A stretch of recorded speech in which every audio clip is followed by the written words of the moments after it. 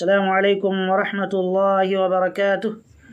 محترم ناظرین، یقیناً محرم الحرام کا جو مہینہ ہے یہ بہت ہی عظمتوں اور رحمتوں والا مہینہ ہے۔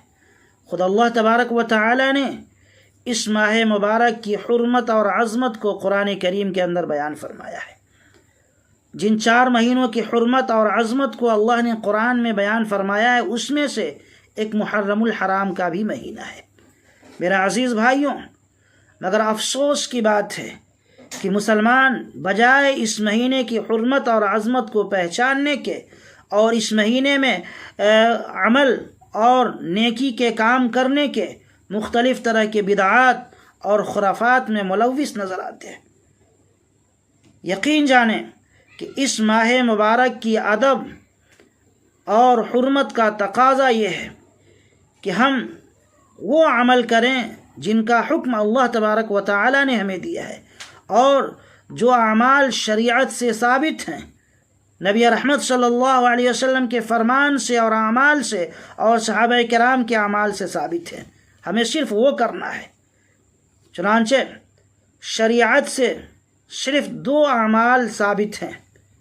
ایک تو ماہ محرم کے روزے ہیں جن کی بڑی فضیلت آئی ہوئی ہے۔ چنانچہ ایک حدیث میں نبی رحمت صلی اللہ علیہ وسلم نے فرمایا، جو صحیح مسلم کی حدیث ہے، افضل الصیام بعد رمضان شہر اللہ المحرم، کہ افضل ترین روزے رمضان المبارک کے بعد محرم الحرام کے ہیں، اور یہ محرم الحرام کا مہینہ اللہ رب العالمین کا مہینہ ہے۔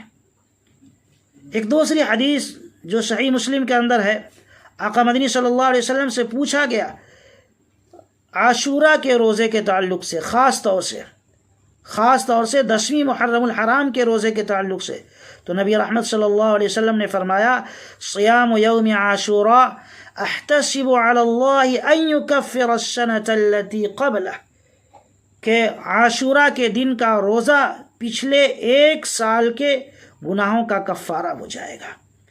ابن ماجہ کے اندر یہی روایت ہے جس میں السنۃ التی بعدہا کا لفظ ہے، کہ پچھلے 1 سال کے گناہوں کا کفارہ ہو جائے گا اور آئندہ 1 سال کے گناہوں کا کفارہ بھی ہو جائے گا۔ یہ تو میرے بھائیوں روزے کے تعلق سے بات تھی۔ دوسرا عمل جو شریعت سے ثابت ہے، حدیث سے ثابت ہے، وہ ہے کہ خاص طور سے عاشورہ یعنی 10ویں محرم الحرام کے دن اپنے اہل و عیال پر رزق میں انسان وسعت اور فراخی کرے۔ شریعت اسلامیہ میں اس کی بھی فضیلت آئی ہے، اور اللہ کے نبی صلی اللہ علیہ وسلم کی حدیث سے یہ ثابت ہے۔ چنانچہ حضرت ابو ہریرہ رضی اللہ تعالیٰ عنہ کی روایت ہے، آقا مدنی صلی اللہ علیہ وسلم فرماتے ہیں، من اوسع علی عیالہ فی النفقۃ یوم عاشوراء اوسع اللہ علیہ سائر سنۃ۔ یہ روایت بیہقی کے اندر ہے، اسی طریقے سے الترغیب والترہیب کے اندر موجود ہے۔ یعنی جو شخص عاشورہ کے دن اپنے اہل و عیال پر، اپنے بال بچوں پر کھانے پینے کے سلسلے میں فراخی اور وسعت کرے گا، تو اللہ تبارک و تعالی پورے سال اس کے رزق میں وسعت اور برکت عطا فرمائیں گے۔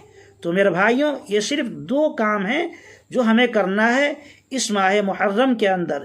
ایک تو روزہ رکھنا ہے، خاص طور سے عاشورہ کے روزہ۔ ایک بات اور بھی ہمیں سمجھ لینا چاہیے کہ عاشورہ کے روزے کے ساتھ ساتھ ایک روزہ اور ملانا ہے۔